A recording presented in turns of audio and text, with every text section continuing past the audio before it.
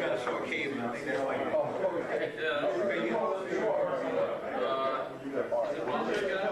yeah, because they're gonna be spread out all across.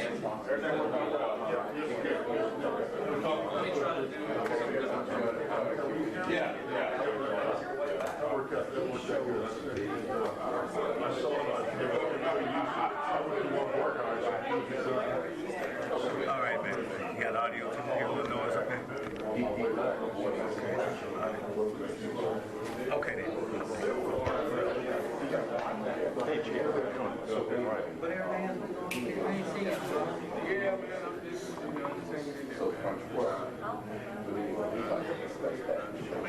How you doing? Good. Sounds good. Life's good.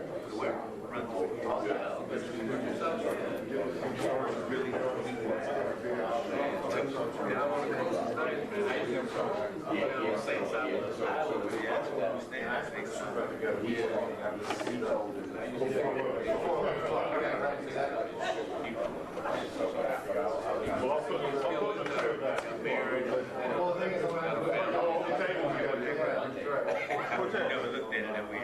No. Well, I mean, it was a quick fling.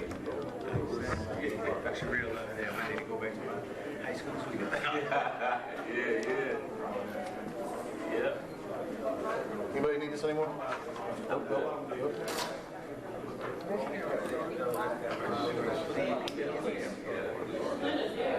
All right, let's see. So I guess I'm just shooting for me now. All right, heads up, heads up.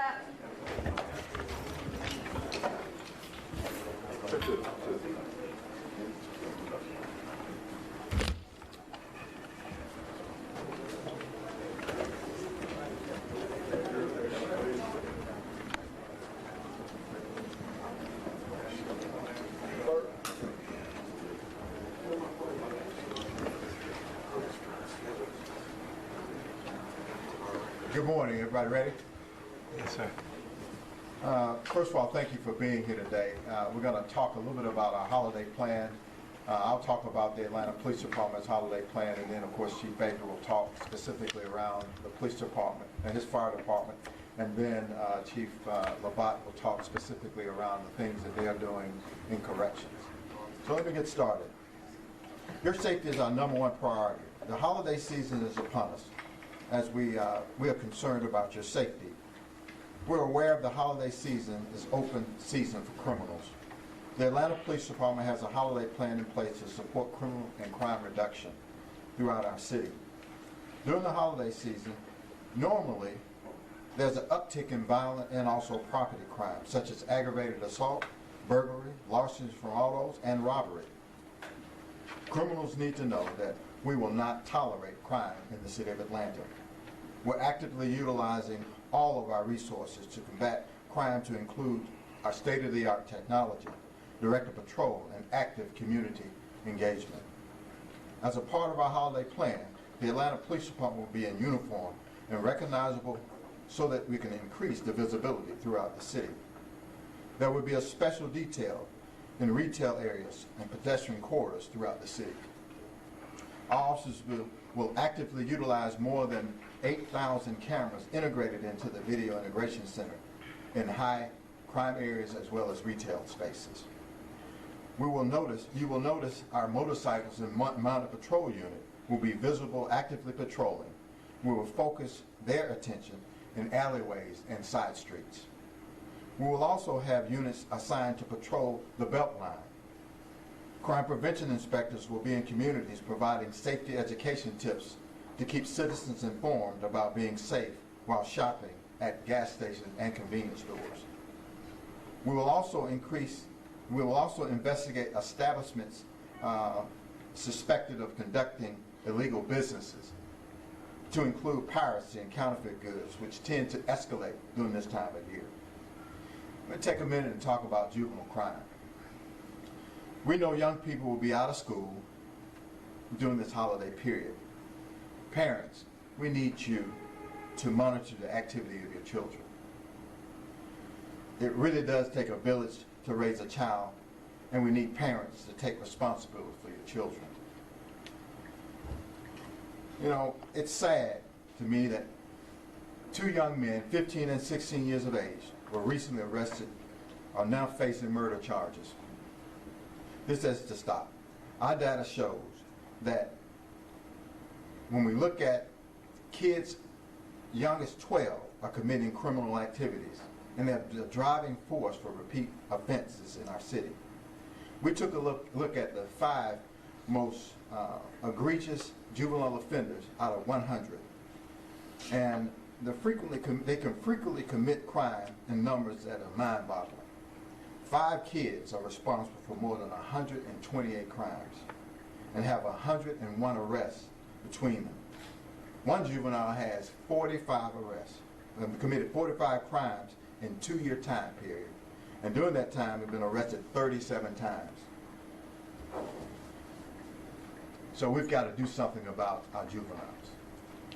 Now, according to our data from the 2005, the city of Atlanta is one of the top 3 cities for tourism.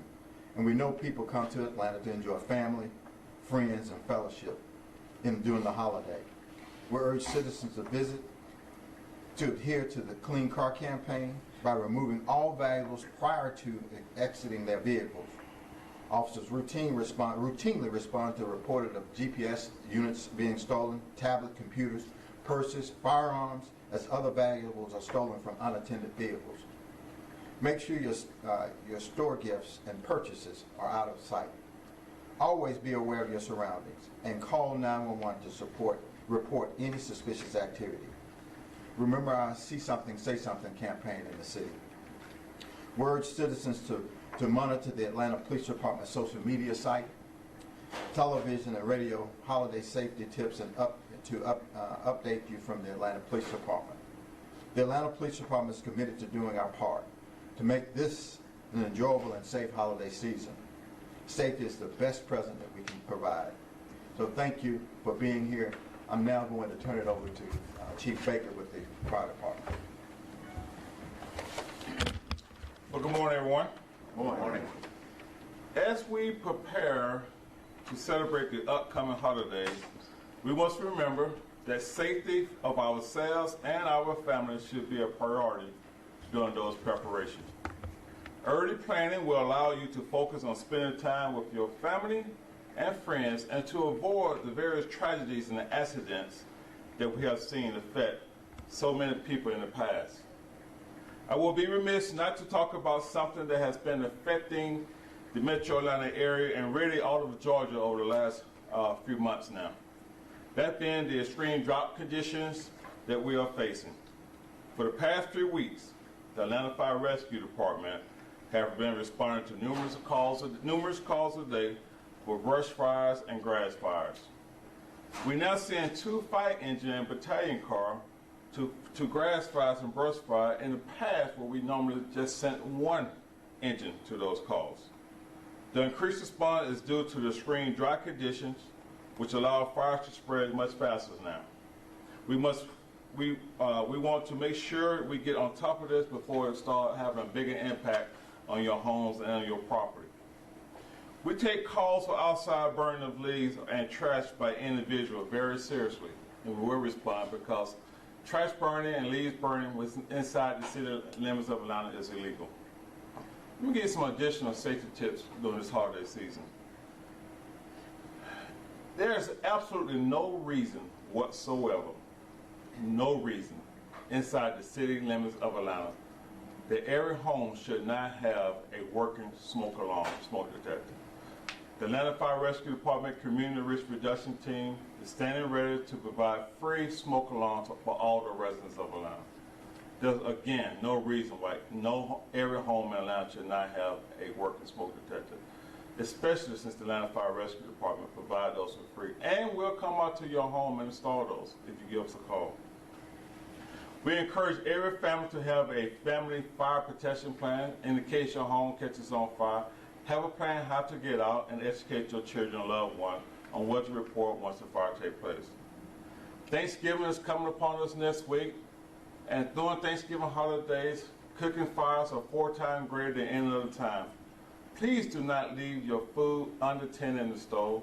Be very careful when you are deep frying your turkey that you do not put too much peanut oil in and the grease overflows and causes a fire to take place on your patio deck. We encourage you to do it if you're going to participate in deep turkey frying, to do it on a concrete surface away from your home so your home will not catch on fire if you have an accident. This year's space heaters has contributed directly to many fire deaths in the city of Atlanta. The temperatures are beginning to change. It's getting cooler in the evening and in the morning time. The Atlanta Fire Rescue Department encourages everyone to practice safe techniques when using space heaters. Keep those space heaters away from combustible materials such as your bedspreads and your curtains and things of that nature. As I close, I just want to encourage everyone to check on your neighbors during these cold days that will come ahead of us. Again, we are in a drought condition in the state, in the city area. There's no outside burn permitted. Call the Atlanta Fire Rescue Department at 404-546-7000 if you need a smoke alarm. We'll be more than happy to come out and install that alarm for you free of charge. Now we'll pass it over to Chief Labat. Good morning. Good morning. Well, we certainly encourage everyone to enjoy the holiday season. The holiday season tends to bring about stress, anxiety, and situations that many become overwhelmed. One of the reoccurring issues we see every day at the City of Atlanta Department of Corrections is mental illness. The subject that has become taboo across many communities because of the stigma and shame associated with it. It often goes undiagnosed and untreated. Mental illness does not discriminate. It affects people from all walks of life, regardless of race, gender, sexual orientation, or socioeconomic status. It affects many people across the United States, and we take it very seriously here at the City of Atlanta and the City of Atlanta Department of Corrections. We believe in making sure our officers are prepared and trained to handle mental illness situations. But equally as important is the City of Atlanta employees can and should take advantage of EAP services. Services they should reach out to should they feel they become overwhelmed. While countless holidays and family members go on, while holidays represent a time in family, for many people, it can trigger depression and a level of holiday blues. The Atlanta Department of Corrections would want you to avoid the financial pitfalls associated with stressful shopping. We want you to be realistic about sticking to your budget and not end up in jail because you had to have that last video game or that brand new pair of sneakers. Set that realistic budget and stick to it. Instead, use the holiday as a time for being grateful for what you have and demonstrate service to those that are less fortunate to you. And if the holiday marks an anniversary of the loss of a loved one, don't go it alone. Surround yourself with people who love you and that you love. Celebrate the memories of the positive memories that you have with that person. If your lifestyle prohibits you from really celebrating family year-long traditions, know that it's okay to create new ones. And finally, if you've been diagnosed with a mental health disorder and you're being treated for it, please follow your professional's your orders from your mental health provider. Ensure that you stay on the right path, you take the medications that were prescribed to you, and we would rather have people with mental illnesses really stay focused on keeping themselves healthy. It is certainly important to remain healthy physically, but equally as important to remain healthy mentally.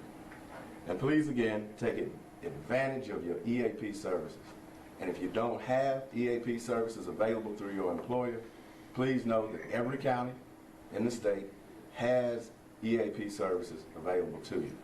So again, let's avoid the holiday blues and enjoy our holidays coming up. And I'll turn it back over to Chief Turner. Thank you, Chief Labat. We've got a number of people here today, and we're prepared to answer any questions concerning public safety and our plan. So I'll just turn it over to you guys. Any questions? Reporters don't have questions. I've got some off topics to ask. Well, go ahead and let's see if we can deal with it. So, are we a sanctuary city?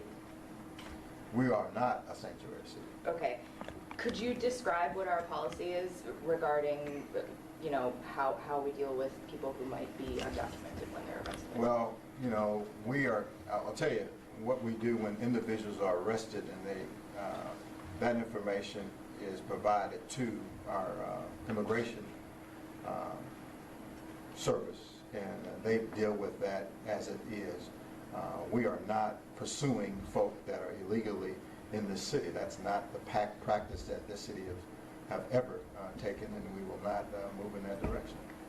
I wonder if in the future the APD were to be asked to participate in deportation assistance of some sort, you know, working with federal partners, what would we do? Let me just say this, we always work with our federal partners, and we are not pursuing folk that are illegally in this city.